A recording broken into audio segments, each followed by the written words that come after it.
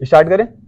अब स्टार्ट करेंगे हम आज केमिस्ट्री का चैप्टर चल रहा था ना, हमने कहां तक कर लिया था? उसमें हमने कर लिया था अभिक्रिया की जो दर समीकरण थी वहां तक कर लिया था, ठीक है।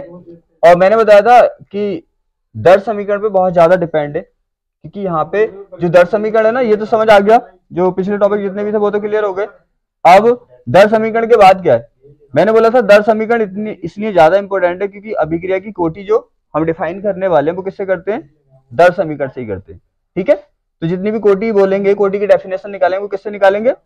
दर समीकरण से। यहाँ पे देखो, जैसे पहले समझ लो होता क्या है, होता क्या है अभिक्रिया की कोटि।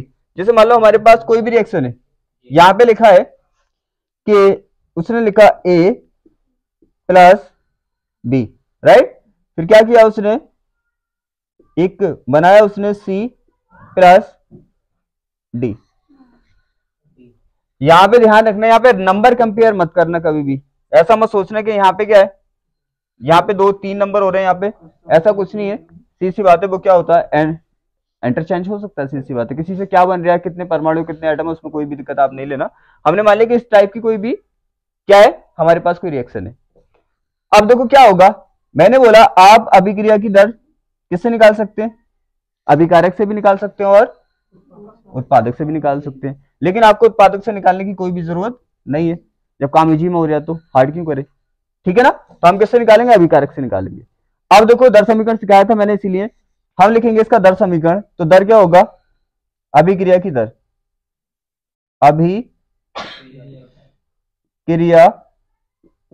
की दर, राइट। अभिक्रिया की दर क्या होगी? मैंने बोला अभिक्रिया की दर लिखो आप, और क्या करो, कल बताया था ना ये, के लगाओ।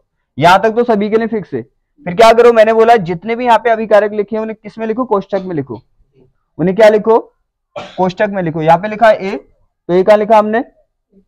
कोष्टक में लिखा। यहाँ पे लिखा है बी, तो बी कहां पे लिखा? कोष्टक में, ठीक है। और मैंने बोला यहाँ पे सबको मल्टीप्लाई में, जितने भी अभिकारक है सबको क्या करो आप, के बाद मल्टीप्लाई में लिख दो।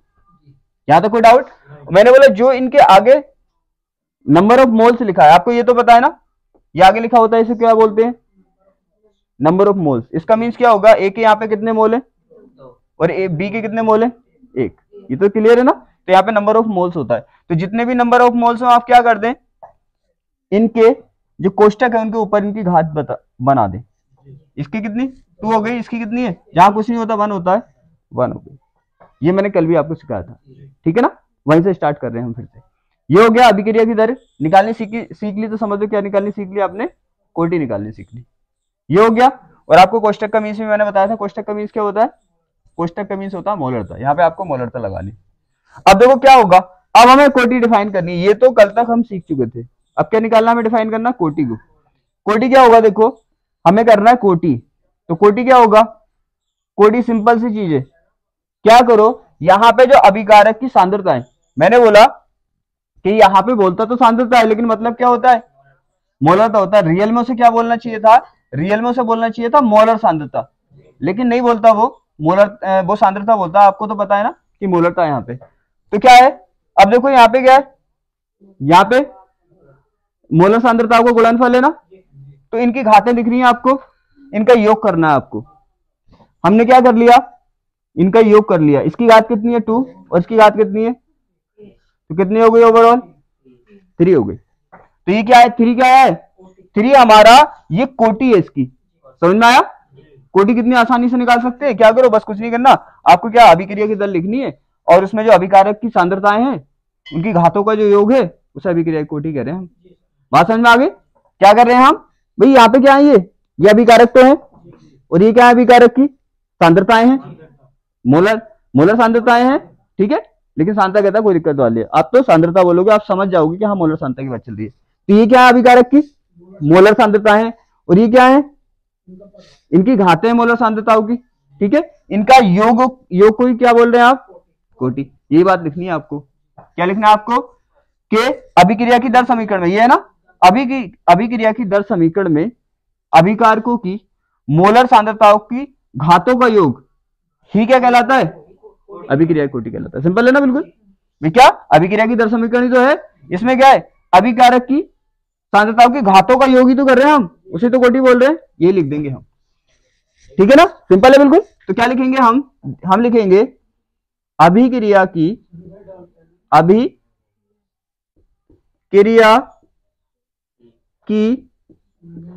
दर समीकरण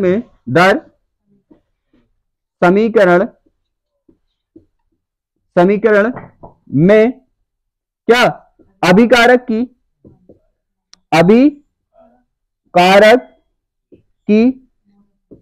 मोलर सांद्रता बोलता है, लेकिन सांद्रता लिखा है तो आपको पता है सांद्रता लिख देंगे, कोई दिक्कत वाली बात नहीं। अभिकारक की सांद्रता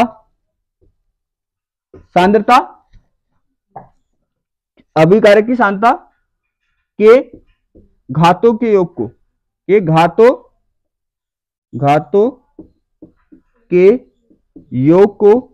योग को अभिक्रिया की कोटि कहते हैं। क्या कहते हैं? अभिक्रिया की कोटि कहते हैं, कोटि कहते हैं। यहां तक तो कोई दिक्कत नहीं है ना, बिल्कुल बात क्लियर है। क्या देखो, अभिक्रिया की दर समीकरण है, उसमें क्या है, अभिकारक की सांद्रताओं को घातों का योग को ही हम क्या बोल रहे हैं, अभिक्रिया की कोटि बोल रहे हैं। कोई दिक्कत? बिल्कुल सिंपल डेफिनेशन है।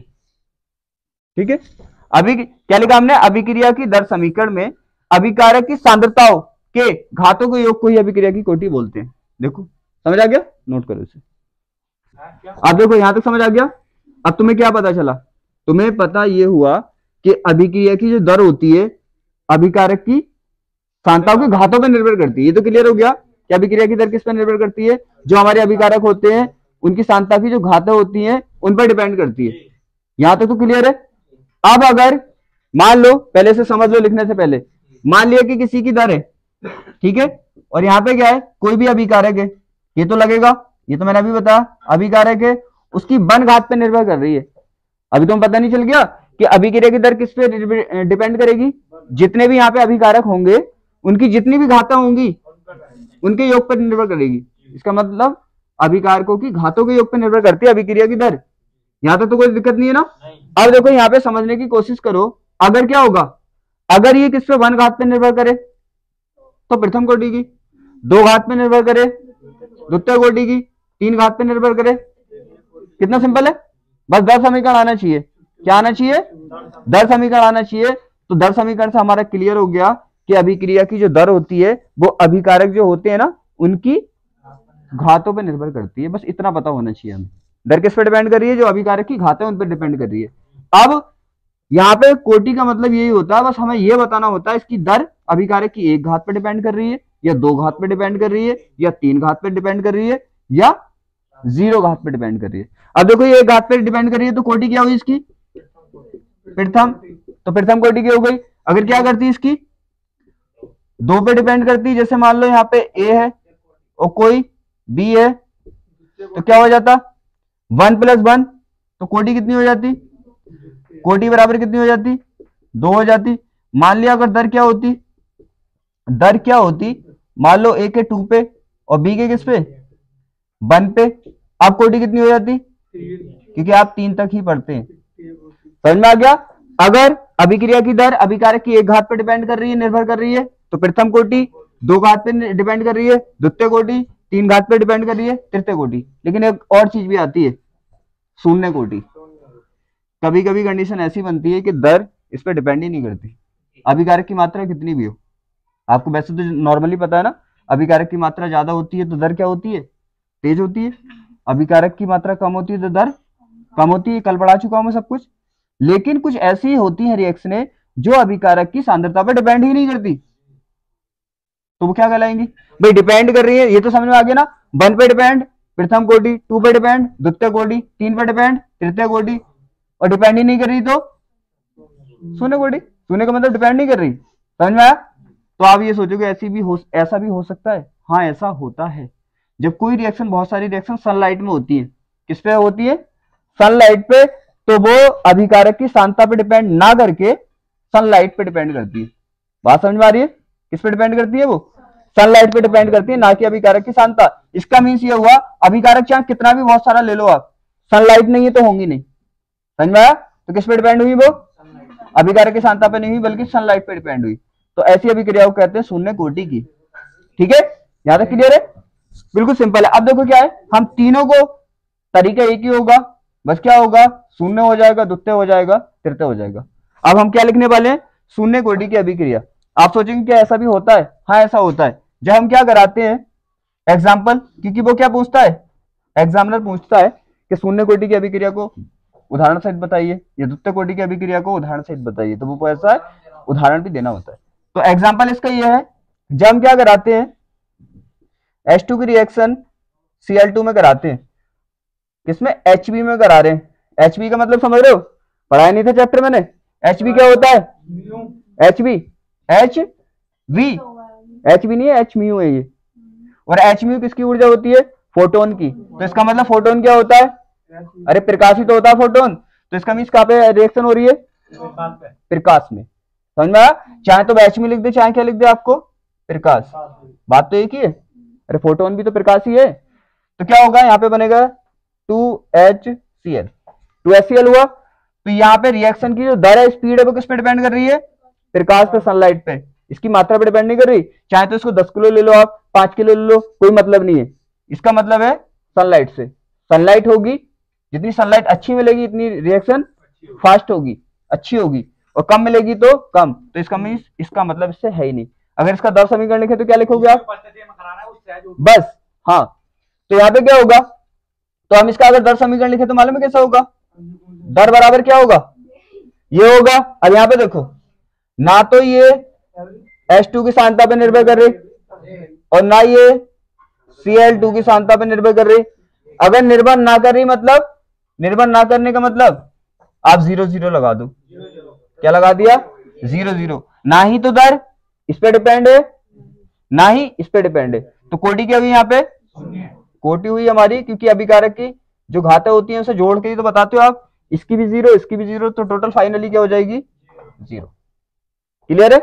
एग्जाम्पल भी है, ये सब कुछ कर लिया। यहाँ तो कोई दिक्कत नहीं है, इसे ऊपर कर लो, नीचे कर लो। ठीक है, नीचे ही कर लेना इसे, ठीक है, इसे नीचे करना, नीचे ऊपर अच्छा नहीं लग गया।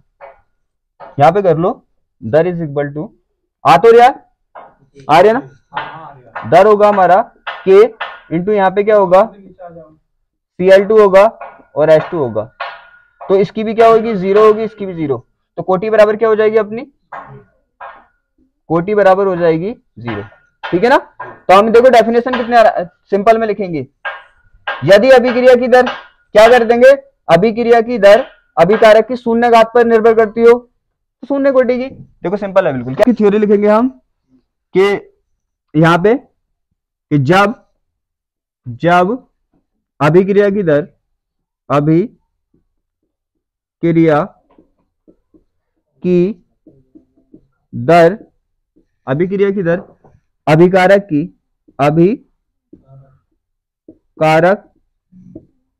की सांद्रता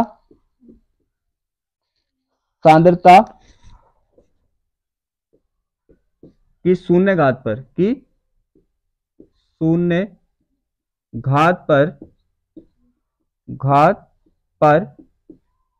निर्भर करती है। क्या बोलते हैं इसको, शून्य कोटि की अभिक्रिया कहलाती है। शून्य कोटि की अभिक्रिया कहलाती है, अभिक्रिया कहलाती है। ठीक है, समझ आ गया? बस क्या करना है आपको, क्या करना है यहाँ पे देखना है। देखो दर अगर शून्य घात पे डिपेंड करेगी, शून्य घात पे डिपेंड करेगी, आपको पता है इसकी भी शून्य पे डिपेंड करेगी, इसकी भी। अगर टोटल भी करोगे तो शून्य प्लस शून्य कितना होगा, शून्य होगा। तो सीधी सी बात है, अभिक्रिया की दर शून्य घात पे निर्भर कर रही है ना, तो उसे शून्य कोटि की अभिक्रिया कहलाती है। प्रथम कोटि कराओगे, प्रथम कोटि करेंगे तो क्या होगा, बस यही चेंज होना वहां पे कि यहाँ पे क्या करती है, शून्य घात पे डिपेंड करती है, उसमें क्या हो जाएगा, प्रथम घात पे डिपेंड करेगी तो प्रथम कोटि की हो जाएगी, द्वितीय घात पे डिपेंड करेगा द्वितीय कोटि की हो जाएगी, तृतीय घात पे डिपेंड करेगा तृतीय कोटि की हो जाएगी। कोई भी डिफरेंस नहीं है, बस एक अगर डेफिनेशन याद कर लिया, आपको चेंज क्या करना है, ओनली यहाँ पे चेंज करना है।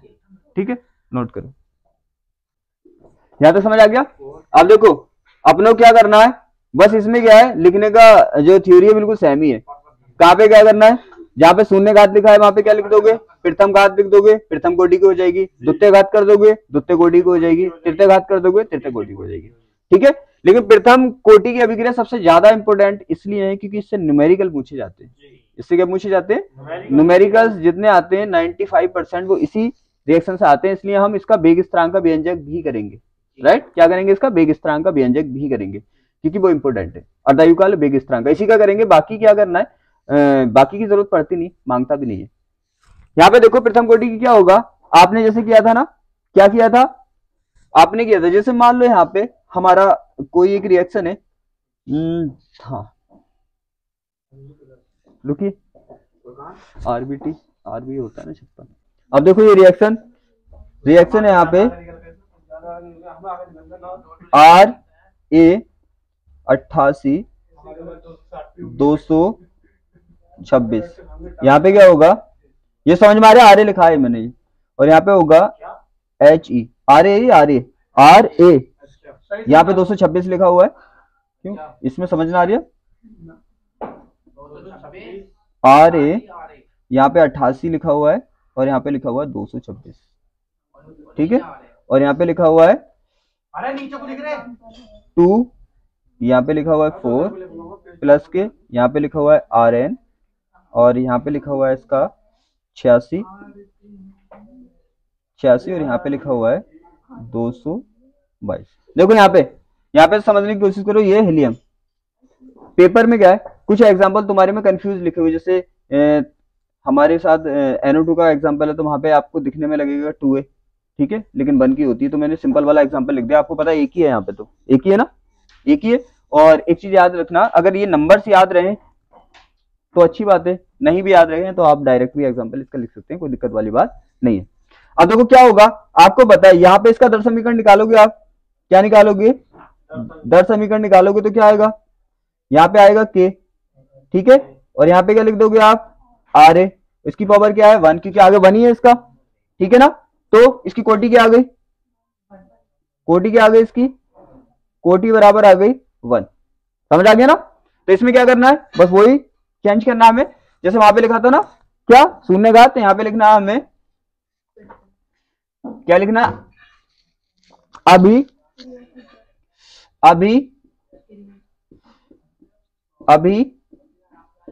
क्रिया की दर क्या करती है, अभिक्रिया की दर जब यहाँ पे मत लगाओ, यहाँ पे और अच्छा रहेगा, यहाँ पे अच्छा रहेगा, ठीक है, अब मैच हो रहा है। जब अभिक्रिया की दर अभिकारक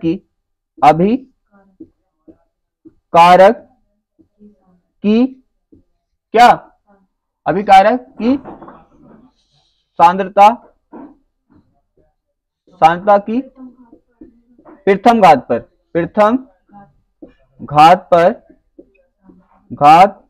क्या करता है, निर्भर करता है, निर्भर करती है ना, दर है ना, तो निर्भर करती है, क्या कहलाती है, प्रथम कोटि की अभिक्रिया कहलाती है, प्रथम कोटि की अभिक्रिया कहलाती है,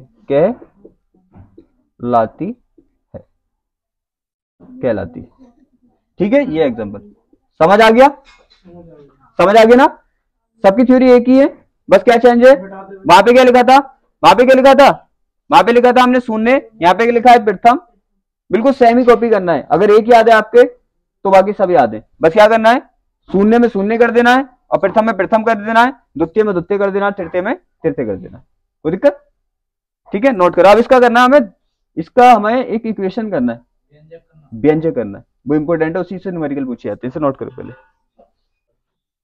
यहां तक समझ आ गया। अब करेंगे हम इसका वेग स्थिरांक का व्यंजक, करना नहीं है, बस लिखना है, अच्छी बात है, प्रूफ करने तो आता नहीं, पहले तो आता, अब प्रूफ करने नहीं आता, आपको लिखना है क्या होता है इसका व्यंजक। इसका व्यंजक होता है, ध्यान रखना, इससे ही क्वेश्चन आते हैं, क्वेश्चन क्या आते हैं, इससे ही आते हैं, 2.303 upon T log 10 a upon a minus x. ठीक है, ये होता है इसका बेग स्थिरांक का व्यंजक। आपको पता है कि क्या है, कि हमारा बेग स्थिरांक, बेग स्थिरांक, स्थिरांक, स्थिरांक। और यहां पे देखो ए क्या है, ए है अभिकारक। आपको मैंने ये तो समझाया था ना कि अभिकारक का प्रारंभिक सांद्रता का मतलब प्रारंभिक सांद्रता उस टाइम जब स्टार्ट किया था तो उस टाइम पे सांद्रता क्या थी उसकी, और फिर टी समय के बाद क्या होगी, ये सब मैंने बताया था ना कि स्टार्टिंग में मान लो 5 किलो है, वो कुछ टाइम के बाद क्या होगा, अभिकारक की सांद्रता घटती जाएगी, उत्पादक की बढ़ती जाएगी, ये बताया था ना। तो टी समय के बाद चेंज हो जाएगी, ये सब कुछ बताया था मैंने। तो क्या होगा यहाँ पे ए जो रिप्रेजेंट करता है वो करता है अभिकारक की प्रारंभिक सांद्रता। किसे, अभिकारक की प्रारंभिक सांद्रता, किसे, प्रारंभिक सांद्रता। और यहाँ पे a माइनस एक्स, जो रिप्रेजेंट करता है, ये करता है अभिकारक की टी समय पर सांद्रता, टी समय पर सांद्रता। दोनों बातें समझ में आ रही है। टी समय का मतलब, और जब मैं इसके क्वेश्चन कराऊंगा और अच्छे से बताऊंगा, वहां पे मैं बता चुका हूं। टी समय का मतलब है कि मान लो कि एक अभिकारक प्रारंभ में, मान लो ए से क्या बना रहे हैं हम, बी बना रहे हैं। एक अभिकारक प्रारंभ में जो था वो मान लिया हमने कि 5 kg था इसका, कुछ 5 kg में मान लो, आपको मोल में समझाया ना, मोल में मान लो, मोलरता के टर्म्स में, तो इतनी मोलरता थी इसकी। ठीक है, पता चला 5 सेकंड के बाद क्या हुआ, 5 सेकंड के बाद इसकी मोलरता कितनी रह गई, 4 मोलर रह गई। तो आप क्या बोलोगे, जिससे स्टार्ट किया था इसने, इसे बोलोगे प्रारंभिक सांद्रता इसको, और इसको जो बोलोगे टी समय के बाद, अरे कुछ टाइम के बाद ही तो हुई है ये सांद्रता, तो इसे बोलोगे टी समय के बाद सांद्रता। तो ये वैल्यू होगी a माइनस एक्स की। बात क्लियर है। तो ये हो गया। अब यहाँ पे देखो टी क्या है, टी है अभिक्रिया में लगा समय। क्या होगा, अभिक्रिया में लगा समय। ध्यान रखना, सबसे ज्यादा इंपॉर्टेंट है, क्योंकि टोटल के टोटल में मानता हूं क्वेश्चन इन दो फॉर्मूले से पूछे जाते हैं। एक तो ये, एक हमारा अर्धायुकाल है। तो अर्धायुकाल को क्या कराऊं मैं, प्रूफ करा दूं। ठीक है, इसे नोट करो जल्दी। ये समझ तो आ गया ना क्या है, बस इसे नोट करो। यहां तो समझ आ गया। अब देखो क्या अब करना है, किसके लिए, अर्धायुकाल। अर्धायुकाल का मीन समझ लो पहले। अर्ध का मीन्स क्या होता है, आधा, और आयु का मीन्स तो आपको पता है उम्र होती है, काल का मीन्स समय। तो आयु होती है इसका मीन्स, तो आयु का मीन्स आयु कह दो या उम्र कह दो, बात एक ही होती है। ठीक है, उम्र कह दो, जनरल भाषा में उम्र बोलते हैं अपने। और काल का मीन्स होता है समय। तो क्या है इसका मीन्स, क्या निकला, आधा उम्र का समय। मतलब मान लो कि किसी की एज 100 साल जीने वाला है, वो 50 साल हो गई, तो क्या हो गया, वो उसका अर्धायु काल हो गया। अर्धायु काल का मीन्स आधा समय हो गया उसका, राइट। तो इसमें भी क्या होगा, ये भी क्या होगा, मान लिया कि यहाँ पे किसी का कितना है, 10 मोलर मान लिया, सांद्रता इसकी 10 मोलर है, और 5 सेकंड में कितनी हो गई, 5 मोलर हो गई। कितने हो गई, किसमें हो गई, 5 सेकंड में। तो 5 सेकंड क्या होगा, वो टाइम जिसमें इसकी मात्रा कितनी हो जाएगी, आधी हो जाएगी। अरे है क्या ये बात भी बहुत बार बता चुका हूं मैं। होते तो ये क्या है तो ये समय ही, लेकिन कंडीशन के अकॉर्डिंग हम नाम चेंज कर देते हैं। जैसे ताप का भी बहुत बार नाम चेंज किया है, कहीं क्वथनांक बोल रहे, कहीं हिमांक बोल रहे। यहाँ पे भी क्या है, यहाँ पे आपको पता है तो ये क्या, ये टाइम ही है, लेकिन क्या कंडीशन के अकॉर्डिंग इसको क्या बोलेंगे, अर्धायुकाल। समझ में आ रहा, अर्धायुकाल क्यों है, क्योंकि वो टाइम है, इस टाइम में इसकी मात्रा कितनी हो गई, आधी हो गई। तो अर्धायुकाल हो गया, समझ आ गया अर्धायुकाल क्या होता है। यहाँ पे क्या पूछता है वो, मोस्टली एक क्वेश्चन पूछने के चांस रहते हैं कभी कभी, कि प्रूफ कीजिए कि प्रथम कोटि की जो अभिक्रिया होती है उसका अर्धायुकाल, उसका जो अर्धायुकाल होता है सांद्रता पर डिपेंड नहीं करता। ये तो तुम्हें पता है, अभिक्रिया की दर या वेग तो सांद्रता पर डिपेंड करता है, लेकिन उसमें अर्धायुकाल नहीं करता। तो मैं प्रूफ करा देता हूँ, फॉर्मूला भी आपको याद करना है। जैसे मान लो हमारे पास क्या था, आपको पता है हमारे पास एक फॉर्मूला लिखा था हमने अभी, k is equal to 2.303 upon T था, ठीक है ना। और यहाँ पे क्या था हमारे पास, log 10 पे क्या था, a और a माइनस x होता हमारा निकली हुई मात्रा। आपको पता है ये क्या है, ये तो है प्रारंभिक मात्रा, x क्या है, x जो निकल गई मात्रा। समझ में आया। यहाँ पे देखो क्या है, प्रारंभिक मात्रा 10 को क्या बोलेंगे आप, प्रारंभिक मात्रा बोलोगे। अब यहाँ पे निकल कितनी गई, अरे 5 निकल गई तो उसे क्या बोलोगे आप, x बोलोगे। जो मात्रा निकल जाएगी उसे x बोलते। तो यहाँ पे क्या होगा, x होगी निकली हुई मात्रा। अब हम बात कर रहे हैं अर्धायुकाल की। किसकी, अर्धायुकाल। वैसे तो समय को किससे दिखाते हैं आप, t से, लेकिन अर्धायुकाल को किससे दिखाएंगे, t1/2। किससे दिखाएंगे आप, t1/2। देखो मीन से भी पता चल रहा है, t का मतलब टाइम, 1/2 का मीन्स आधा, तो अर्धायुकाल हो गया। तो अब हम बात कर रहे हैं किसकी, अर्धायुकाल की। अगर अर्धायुकाल की बात करेंगे तो आप टी की जगह क्या लेंगे, अर्धायुकाल के लिए अर्ध आयु काल के लिए। अब यहां पे समझना, ठीक है, ये तो फॉर्मूला भी लिखा है आपने, इसके मीन्स भी पता है। एक्स भी अगर नहीं नोट किया तो एक्स नोट कर लेना। एक्स होता है निकली हुई मात्रा, अभिकारक की निकली हुई मात्रा या पूर्ण हुई मात्रा, ठीक है, या वियोजित मात्रा। इसको और क्लियर करके आप लिख लेना, ठीक है, मैं कराऊंगा। और न्यूमेरिकल्स में तो एक A to Z कराऊंगा, यहाँ पे इतनी जरूरत भी नहीं, वहीं पे जरूरत पड़ेगी। ये हो गया। अर्धायुकाल के लिए क्या होगा, टी क्या हो जाएगा भाई, अर्धायुकाल के लिए तुम्हें पता है टी क्या हो जाएगा, टी 1/2 हो जाएगा, टी की जगह 1/2 आ जाएगा। आप देखो प्रारंभिक मात्रा तो वही रहेगी अपनी, प्रारंभिक मात्रा तो वही रहेगी, लेकिन एक्स की मात्रा क्या कर दोगे आप, आधी। अगर उसकी प्रारंभिक मात्रा कितनी है, ए है, तो आधी मात्रा को कैसे लिखोगे, अरे तुम्हें पता है, ए का आधा कर दो तो क्या होगा, हाफ को ऐसे तो लिखते हैं, अरे 2 से डिवाइड कर दो हाफ हो जाता है। तो एक्स क्या है यहाँ पे, एक्स है निकली हुई मात्रा, और कितनी निकलेगी अर्धायुकाल में, आधी। तो एक्स की जगह क्या आ जाएगा, आपको पता है एक्स की जगह आ जाएगा a/2। कोई दिक्कत, बस यही पुट करना है। देखो अभी आता है इसका निकल के, क्या होगा, यहाँ पे क्या करोगे आप, की कर दिया 2.303 कर दिया, यहाँ पे आपने टी की जगह क्या पुट कर दिया, टी 1/2 कर दिया, लॉक कर दिया यहाँ पे 10, यहाँ पे a, और यहाँ पे a अपना चल रहा है यहाँ पे a/2। आप इसको सॉल्व कर ही सकते हैं ना, इसको सॉल्व कर सकते हैं, सीधी बात है। अब इसको मैं यहाँ पे साइड में सॉल्व करके दिखा दूं, ठीक है, कभी दिक्कत हो तुम्हें। तो यहाँ पे होगा ये, आपको पता है इसके नीचे 1 मान के एलसीएम ले लेंगे आप, तो एलसीएम लेंगे तो इसका एलसीएम 2 आ जाएगा, यहाँ पे 2 इधर जाएगा 1 इधर जाएगा, तो यहाँ पे हो जाएगा 2a, यहाँ पे हो जाएगा a, यहाँ पे हो जाएगा a 1/2। क्लियर है ना, ठीक है, ऐसा कर लेना। तो यहाँ पे मैं डायरेक्टली क्या लिख सकता हूँ, क्या लिख सकता हूँ, a/2 लिख सकता हूँ ना। तो यहाँ पे मैं लिख सकता हूँ k is equal to 2.303 upon t1/2, right. अब यहाँ पे क्या होगा, log 10 पे होगा अपना, यहाँ पे तो ये चल रहा है और नीचे क्या बचा हुआ है अपना, और मैंने बोला इसको थोड़ा लेंथी बनाया करो a/2।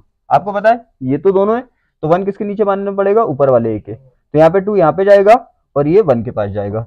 तो हमारा फॉर्मूला क्या बनेगा, फॉर्मूला बनेगा k is equal to 2.303 upon कितना होगा, t1/2 log 10 पे कितना हो जाएगा, 2 हो जाएगा। अरे 2 तो हो जाएगा, 2 हो जाएगा, सीधी बात है। आगे सॉल्व करेंगे हम।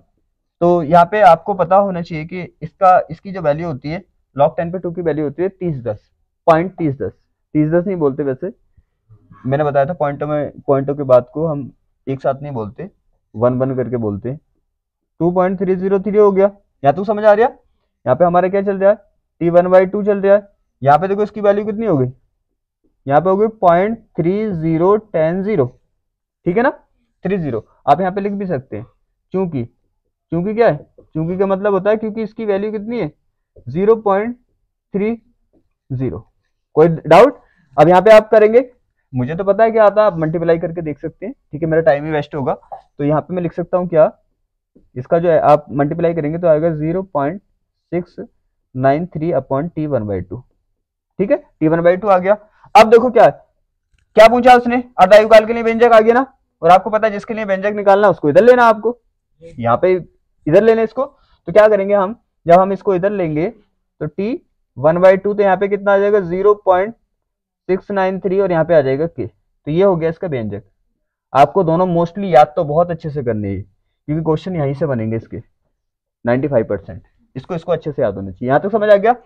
अब आपको मैंने एक चीज बताई थी कि फॉर्मूले में जो चीज आएगी वो उस पर डिपेंड करेगा, ठीक है। तो इसका अर्धायुकाल फॉर्मूले में आया क्या है, वेग स्थिरांक। वेग स्थिरांक तो आया ना, तो ये किस पे डिपेंड करता है, वेग स्थिरांक पे डिपेंड करेगा, ठीक है ना। लेकिन क्या इसमें सांद्रता आई अभिकारक की, अरे सोचो अपने माइंड से। कूलाम का नियम क्या है, ये ना 1/4 पाई तो F is equal to 1/4πε0 Q1 Q2/r², यही है ना। अब मैं पूछूं F किस पे डिपेंड कर रहा है, तो जितने फॉर्मूले में सब पे डिपेंड कर रहा है, ये जो फॉर्मूले में नहीं है क्या उस पर डिपेंड करेगा, नहीं ना। तो बताओ मुझे अर्धायु काल के फॉर्मूले में क्या अभिकारक की सांद्रता है, नहीं ना। तो आप नीचे लिख देंगे क्या कि अभी प्रथम कोटि का अर्धायु काल अभिकारक की सांद्रता पर डिपेंड नहीं करता। दिख भी रहा है आपको, अरे रटना थोड़ी दिख रहा है कोई अभिकारक की सांद्रता इसमें, नहीं है ना। ये बात तो समझ आ गई ना, फॉर्मूले में जो होगा उस पर वो डिपेंड करता है, जो नहीं होगा उस पर डिपेंड नहीं करता। फैमिली मैंने बताया था, फॉर्मूले को एक फैमिली मान लिया करो और फैमिली का हर एक मेंबर एक दूसरे पे क्या करता है, डिपेंड करता है। समझ आ रही है ना।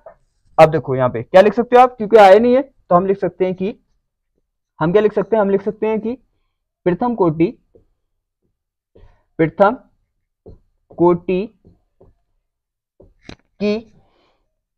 का अर्धायु काल लिख देंगे। प्रथम कोटि का अर्धायु काल, आयु काल क्या होता है, अभिकारक की सांद्रता पर निर्भर नहीं करता। अभिकारक की सांद्रता पर क्या नहीं करता, निर्भर नहीं करता, नहीं करता है। या तो समझ आ गया। बस क्या लिखना है आपको कि प्रथम कोटि का जो अर्धायु काल है वो अभिकारक की सांद्रता पर निर्भर नहीं करता। आपको दिख भी नहीं रहा होगा, यहां तक तो कोई डाउट नहीं ना, ठीक है, यहां तक कर लिया। अब इसे नोट कर लो बस इसके, क्योंकि सबसे ज्यादा जो इंपोर्टेंट है वो यही रिएक्शन है इसमें, प्रथम कोटि की सबसे ज्यादा जो इंपोर्टेंट है प्रथम कोटि की है, ठीक है। इसे नोट करो और इसके कुछ क्वालिटी पूछता है कभी कभी, मैं लिखाता हूँ वो। अब देखो यहां तक तो समझ आ गया, क्या ये तो समझ आ गया कि जो प्रथम कोटि की अभिक्रिया होती है उसका जो अर्धायु काल होता है, जो अभिकारक की जो प्रारंभिक सांद्रता होती है उस पर डिपेंड नहीं करता। सीधी सी बात है, प्रारंभिक सांद्रता कोई आई है उसमें, प्रारंभिक सांद्रता है ही नहीं उसमें, से सीधी सी बात है, प्रारंभिक सांद्रता पर डिपेंड नहीं करता। ये लाइन लिख दी ना, सांद्रता पर निर्भर नहीं करता, सांद्रता पर निर्भर नहीं बल्कि प्रारंभिक सांद्रता पर निर्भर नहीं करता, ठीक है। क्योंकि फॉर्मूले में कौन सी आ रही थी आपकी, प्रारंभिक t समय के बाद सांद्रता आ रही थी ना, तो वो प्रारंभिक सांद्रता पर निर्भर नहीं करता, ठीक है। आप वहां पे ये कर लेंगे और बेटर रहेगा कि प्रारंभिक सांद्रता पर डिपेंड नहीं होता। अब इसके कभी कभी लक्षण पूछ लेता है, क्या पूछता है, लक्षण पूछ लेता है। तो लक्षण देखो क्या होगा, आपको पता है, समझाऊंगा हैंड टू हैंड और हैंड टू हैंड दिखाऊंगा। अब देखो बेग क्या होगा, यहाँ पे देखो इसका बेग क्या होता है, दरअसी तो होता है k इंटू ए, प्रथम कोटि प्रथम घात के अनुपाती है ना। अगर हमने क्या किया, इसकी सांद्रता n गुना कर दी, मतलब n गुना का मतलब समझो, अगर इसकी सांद्रता क्या कर दी आपने, डबल कर दी, तो बिल्कुल देखो क्या आई है, अगर इसकी सांद्रता डबल कर दी तो ये भी दर भी क्या हो जाएगी, डबल हो जाएगी, क्योंकि घात बन के बराबर है, बन घात पे निर्भर कर रहा है ना। बन घात का मीन्स होता है सेम बढ़ेंगे दोनों, क्या बढ़ेंगे दोनों, सेम बढ़ेंगे, ठीक है। हाँ अनुक्रमपाती है, साथ में क्या है, 1 घात के, अगर 2 घात के होंगे तो बराबर नहीं होंगे, 2 घात के होंगे तो क्या होगा, अगर यहाँ पे इसकी सांद्रता कितनी बढ़ाओगे आप 2, तो अभिक्रिया की दर 4 गुना बढ़ जाएगी, क्योंकि घात से स्क्वायर नहीं हो जाएगा। अरे यहाँ पे क्या करोगे आप, यहाँ पे दर कितनी कर दी आपने, देखो k कर दी और डबल कर दी आपने, 2a कर दी ना, तो क्या होगा जब बन करेंगे तो क्या होगा, अरे 2 का 2 ही रहेगा, सीधी सी बात है। तो देखो क्या हो गई दर, अब अगर दर फर्स्ट को दर 2 से कंपेयर करें तो दर 2 क्या हो गई, डबल हो गई, ना, डबल हो गई। लेकिन अगर यहाँ पे द्वितीय कोटि की होगी तो यहाँ पे 2 लगाएंगे तो 2 का कितना हो जाएगा, 4, तो 4 गुना हो जाएगी, ठीक है। तो ध्यान, ये तो क्लियर है ना, कि अगर क्या करोगे आप सांद्रता को n गुना करोगे, n गुना का मतलब जितने गुना करोगे अभिक्रिया की दर भी क्या हो जाएगी, इतने गुना ही हो जाएगी, बराबर बढ़ेगी, कहने का मीन्स ये। तो पहला लक्षण ही क्या है कि अभिकारक की सांद्रता n गुना करने पर क्या होगा, अभिकारक की सांद्रता n गुना करने पर अभिक्रिया की दर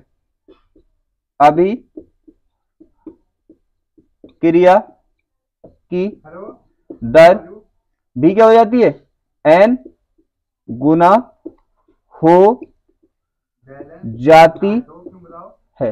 बात क्लियर समझ में आ रही है? n गुना का मतलब जितना अभिकारक की सांद्रता बढ़ेगी इतनी ही दर बढ़ेगी। देखो इसे डबल किया तो ये भी डबल होगी, इसे ट्रिपल करोगे ये भी ट्रिपल। पहला पॉइंट क्लियर है।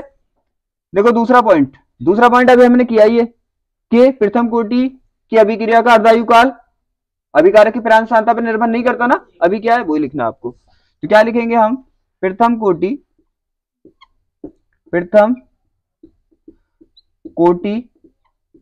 की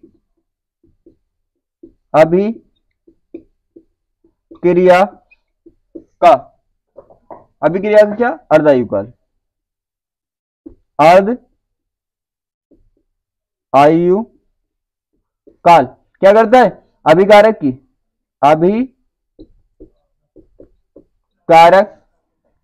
की प्रारंभिक सांद्रता पर निर्भर नहीं करता, प्रारंभिक सांद्रता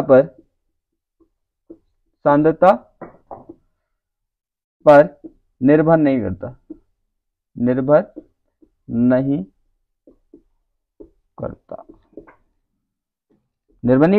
ये दोनों पॉइंट क्लियर है ना, ये आपने समझी भी है, इसे मैंने समझा दिया अभी, इसे आपने ऑलरेडी अभी समझा था। अब क्या होगा, इसे पूर्ण होने में क्या लगता है, अनंत समय लगता है। ये पूर्ण मतलब कंप्लीट जो होगी वो कितने समय में होती है, अनंत टाइम लगता है। अनंत टाइम का मतलब पता नहीं कितना टाइम लगेगा। तो क्या लिख सकते हैं हम, प्रथम कोटि की अभिक्रिया को, प्रथम कोटि की अभिक्रिया को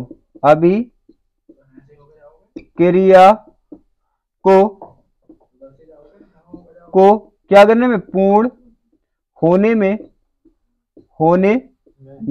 क्या लगता है, अनंत समय लगता है। अनंत का मीन्स पता नहीं कितना लगेगा, अनंत समय लगता है। क्लियर है ना, ये लगता कुछ अच्छा नहीं लग रहा है मुझे, लगता है। यहां तक कोई डाउट नहीं है ना। अब एक पॉइंट और कर लेना आपको, क्योंकि रेशियो तो निकालना नहीं है, क्योंकि रेशियो ग्राफ वगैरह बनाएंगे, क्योंकि ग्राफ वगैरह पहले आते, तब तो आते नहीं ग्राफ कहाँ पे आते, ठीक है। तो ग्राफ का जो पॉइंट है वो नहीं लिखेंगे आप, बस ये लिख लेंगे कि इसका जो मात्रक होता है ना, वेग स्थिरांक का जो मात्रक होता है वो अभिकारक के मात्रक पर डिपेंड नहीं करता, बस इतना लिखना है, याद भी हो जाएगा एकदम। क्या लिखना है, अभी मैं कराऊंगा तो अभी पता चलेगा। देखो क्या लिखेंगे आप, प्रथम कोटि की अभिक्रिया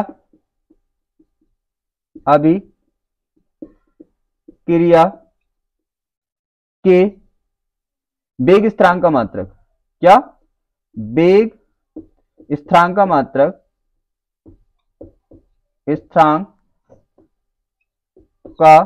मात्रक, अभिक्रिया वेग स्थिरांक का मात्रक क्या होता है, अभिकारक के मात्रक पर निर्भर नहीं करता,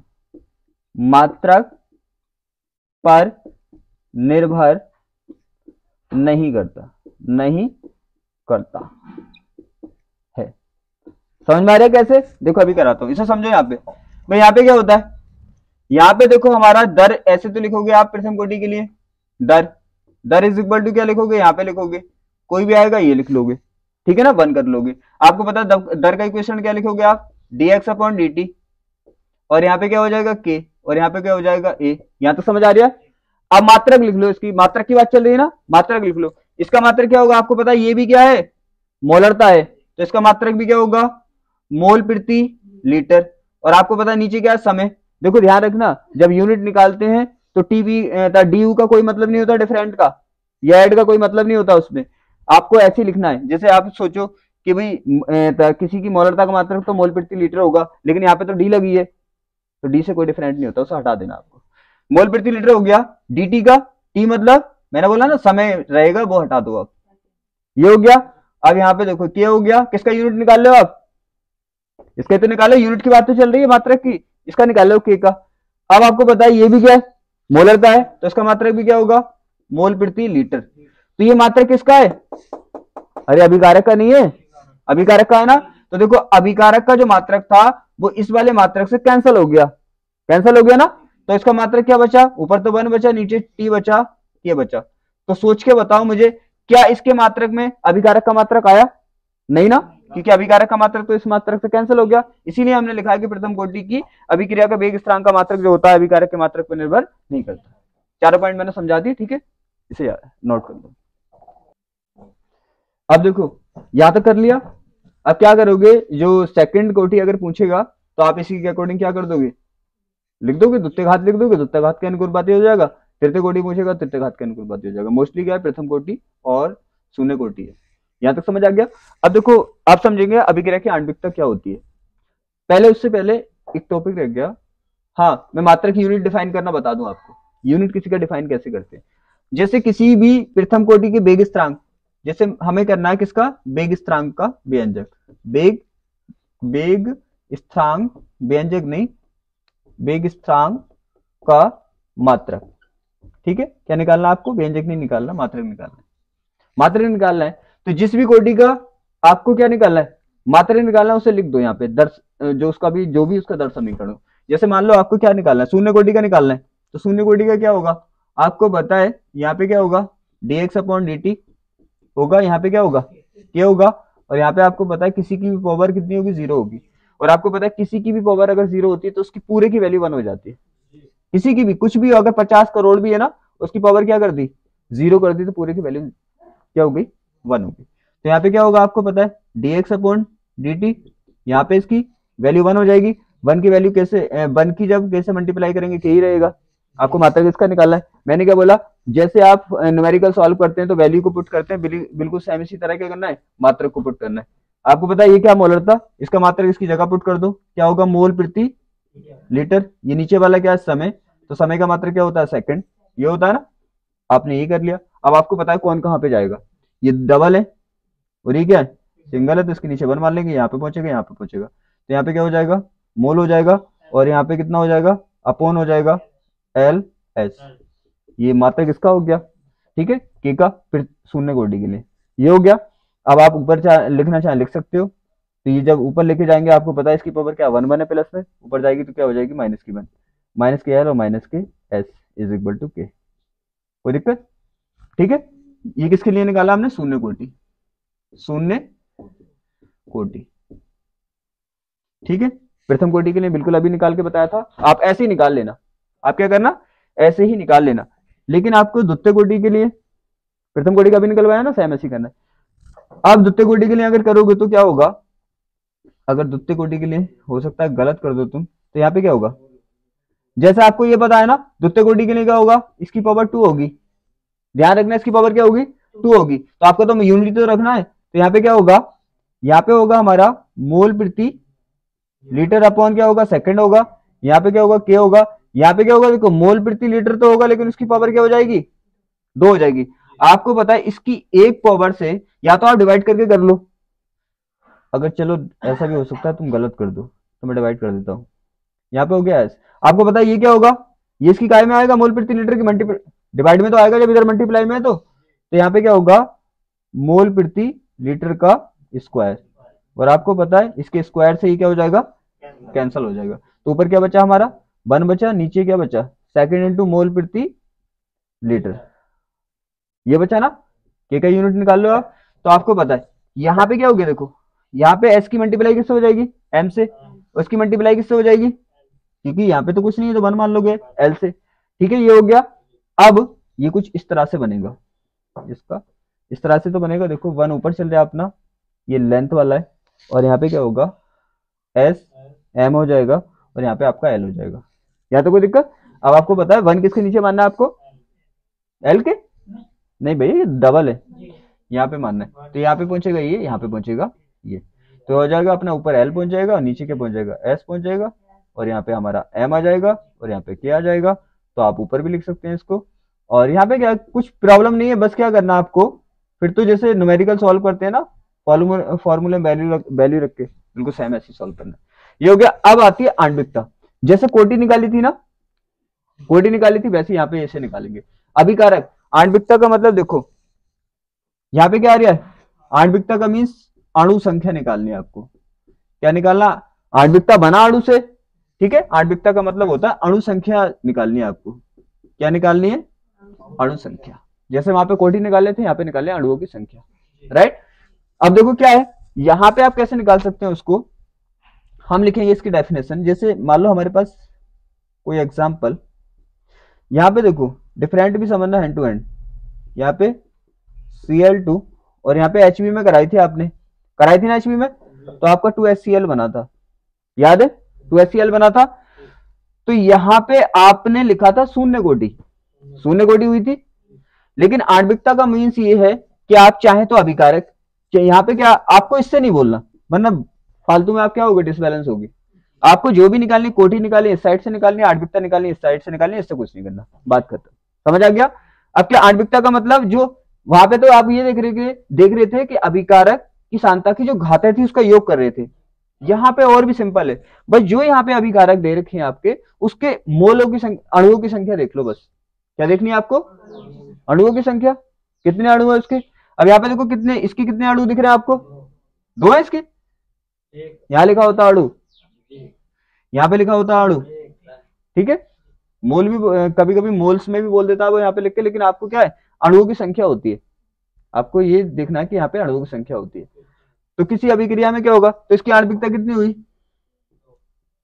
आणविकता कितनी हुई इसकी, आणविकता जैसे वहां पे क्या करते हैं आप, उसकी जो पावर थी उसको ऐड करके बताते हैं कोटि, यहाँ पे अभिकारक की जितने भी अणु सबको ऐड करके आणविकता बता दो, बिल्कुल सिंपल है। वहां पे क्या करते हैं आप, वहां पे अभिकारक की सांद्रता की घातों को ऐड करते हैं, यहाँ पे अणुओं की संख्या को ऐड करना है, बिल्कुल सिंपल है। तो क्या करना है, तो क्या लिख दे, अब लिख दे, समझ आ गया। हम लिखेंगे अभिकारक के क्या, कुल, कुल का मतलब टोटल जितने भी अभिकारक है सबके, अभिकारक के कुल अणुओं की संख्या, अणुओं की संख्या को, अणुओं की संख्या को उस अभिक्रिया की आणविकता कहते हैं, अभिक्रिया की क्या कहते हैं, आणविकता कहते हैं, आणविकता कहते हैं। कोई दिक्कत, बिल्कुल सिंपल है ये तो, अभी कोटि से बिल्कुल सिंपल है। एग्जांपल आप ये डाल देंगे, आणविकता बराबर 2, ठीक है ना, बिल्कुल सिंपल, नोट करो।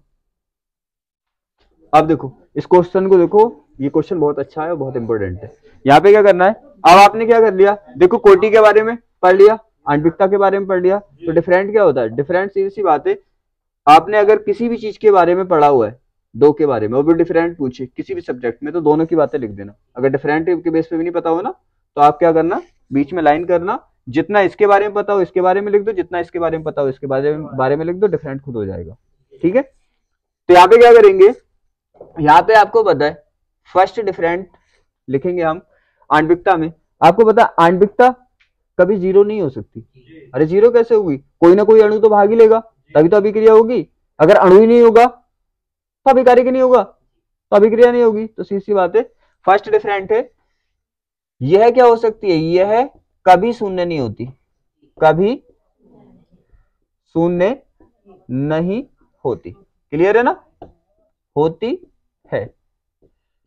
यहां पे आप क्या लिख सकते हैं, ये अभी करा था अपने, शून्य भी हो सकती है, तो क्या लिखेंगे, यह शून्य भी हो सकती है, शून्य भी हो सकती है। एक डिफरेंट हो गया। दूसरा देखो, ये कभी ऋणात्मक नहीं हो सकती, ऋणात्मक मैंने कल भी बताया था, कुछ चीजें ऋणात्मक होती नहीं कभी भी, जैसे स्पीड, किसी का टाइम, ये ऋणात्मक नहीं हो सकता। अरे ऋणात्मक माइनस में अणु भाग ले लेगा किसी अभिक्रिया में, माइनस का मतलब और भी कम, मतलब है ही नहीं, और है ही नहीं फिर और कम है, तो ऐसा तो नहीं हो सकता, इसी बात है। तो किसी भी अभिक्रिया में कोई ना कोई अणु तो भाग लेगा। ऋणात्मक का मतलब आपको पता है, ऋणात्मक का मतलब होता है जीरो से कम। तो मैं पूछूं, क्या कोई इंसान ऋणात्मक में है, अरे कौन हो जाएगा, जीरो तो हो सकते हैं इंसान, क्या जीरो से भी कम हो सकते हैं। तो सीधी बात है, यहाँ पे कभी भी ये ऋणात्मक नहीं हो सकता, लेकिन कोटि हो सकती है, कोटि हो सकती है। क्या पता किसी की घात ऋणात्मक, तुम्हें पता है पावर तो ऋणात्मक आ सकती है ना, और अगर पावर ऋणात्मक आई तो आपको पता है कोटि ऋणात्मक हो जाएगी, सीधी बात है। तो क्या लिखेंगे यहाँ पे, हम लिखेंगे ये है कभी ऋणात्मक नहीं होती, कभी क्या ऋणात्मक नहीं होती, ये कभी भी ऋणात्मक नहीं होती है। इसमें क्या लिख दोगे आप, यह ऋणात्मक भी हो सकती है, ऋणात्मक भी हो सकती है। ठीक है, हाँ इसका उल्टा करना है, अगर एक को याद कर लिया दूसरा खुद हो जाएगा, क्योंकि यहाँ पे डिफरेंट के बेस पे लिखा हुआ है। यहाँ पे थर्ड पॉइंट देखो, ये तो पूर्ण नंबर होता है। पूर्ण का मतलब, अरे आधा, जैसे इंसान है, क्या कोई इंसान आधा हो सकता है, या 1/2 हो सकता है, 1/3 हो सकता है, नहीं हो सकता ना, कम से कम एक तो कंप्लीट होगा ही, अगर एक भी होगा तो कंप्लीट तो होगा। तो इसी तरह से यहाँ पे क्या होता है, ये हमेशा एक पूर्ण संख्या होती है। पूर्ण का मतलब या एक अणु होगा, या 2 अणु होंगे, या 3 अणु होंगे, ठीक है। तो लेकिन ये क्या हो सकती है, ये भिन्नात्मक भी हो सकती है। भिन्न का मतलब समझते हो, 3/4, 5/3, ठीक है। तो ये हम क्या लिखेंगे, यह क्या नहीं होती, यह जो होती है वो पूर्ण संख्या होती है, यह पूर्ण संख्या होती है, संख्या होती है। पूर्ण का मतलब समझ रहे हो, या तो 1 होगी, 2 होगी, 3 होगी, इस तरह से होगी। पूर्ण संख्या कंप्लीट नंबर होगा। ये क्या हो सकती है, यह भिन्नात्मक भी हो सकती है। क्या हो सकती है, भिन्नात्मक, भिन्नात्मक भी हो सकती है। भिन्नात्मक मतलब समझ रहे हो, जैसे 3/4/5 है, 1/2, ये भिन्नात्मक ही तो होते हैं।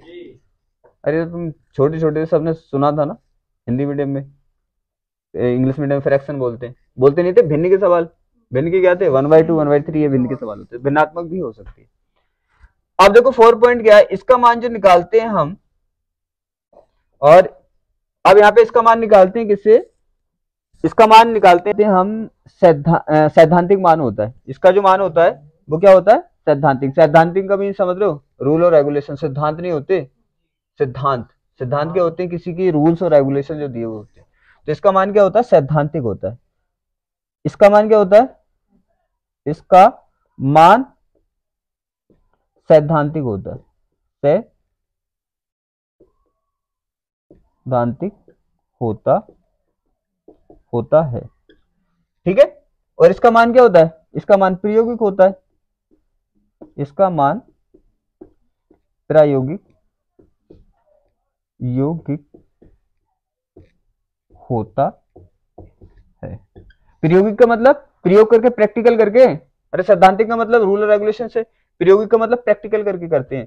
तो जो काम प्रैक्टिकल करके किए जाते हैं उन्हें प्रायोगिक कहते हैं, जो रूल और रेगुलेशन से होते हैं उन्हें सैद्धांतिक कहते हैं। समझ आ गया। अब आप यहाँ पे भी छोड़ सकते हो इसको, अगर इसके आगे लिखना चाहो तो सीधी सी बात है, ये किससे निकाला जाता है, ये अभिक्रिया की, ये तो निकाला जाता है, आपने किया है अभी, ये तो निकाला जाता है किससे, अभिक्रिया की दर समीकरण से। कोटि अभिक्रिया की दर समीकरण से निकाली जाती है ना। तो यहाँ ये तो क्लियर है, सीधी सी बात है। ये क्या होता है, इसे निकाला जाता है हमारा अभिक्रिया के दर समीकरण से, और इसे निकाला जाता है अभिक्रिया के अकॉर्डिंग, अभिक्रिया को देख के। ठीक है, यहाँ तक क्लियर समझ आ गया। तो मैं मानता हूँ जितने भी इंपॉर्टेंट पॉइंट थे सब कर लिया हमने, और इस क्लास को हम इस चैप्टर के यहीं पे एंड करते हैं। ठीक है।